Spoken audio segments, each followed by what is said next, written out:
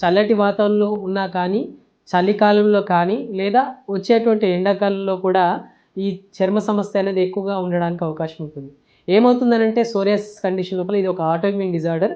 మన శరీరాన్ని ప్రొటెక్ట్ చేయాల్సినటువంటి సెల్స్ రివర్స్‌గా మన శరీరం మీద పనిచేయడం వల్ల, మన ఇమ్యూన్ సిస్టమ్‌లో కలిగేటువంటి ఇబ్బందుల్లో, మార్పుల్లో కొన్ని రకాలైనటువంటి మార్పులు రావడం వల్ల ఈ సోరియాసిస్ అనే సమస్య రావడానికి అవకాశం ఉంటుంది. సో, సోరియాసిస్ సమస్య అనేది ఒకసారి వచ్చిందనంటే ఇక జీవితాంతం దీనివల్ల సఫర్ అయ్యే వాళ్ళని చాలామందిని చూస్తూ ఉంటాం. రకరకాల ఆయింట్మెంట్స్ కానీ, రకరకాల సోప్స్ కానీ, రకరకాల లోషన్స్ అప్లై చేయడం, వాటి వల్ల టెంపరరీగా రిలీఫ్ రావడం, అగైన్ మళ్ళీ సేమ్ థింగ్ అనేది రిపీట్ అవ్వడం అనేది చాలామంది లోపల చూస్తూ ఉంటాము.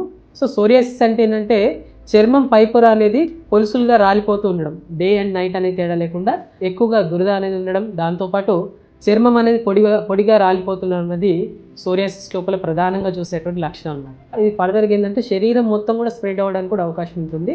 సోరియాసిస్‌లో చాలా రకాలు ఉన్నాయి. దాని లోపల ప్రధానంగా చూసినట్లయితే స్కాల్ప్ సోరియాసిస్ కావచ్చు, నెయిల్ సోరియాసిస్ కావచ్చు, గట్టెడ్ టైప్ ఆఫ్ సోరియాసిస్ కావచ్చు, ఎరిథ్రోడర్మిక్ సోరియాసిస్ కావచ్చు.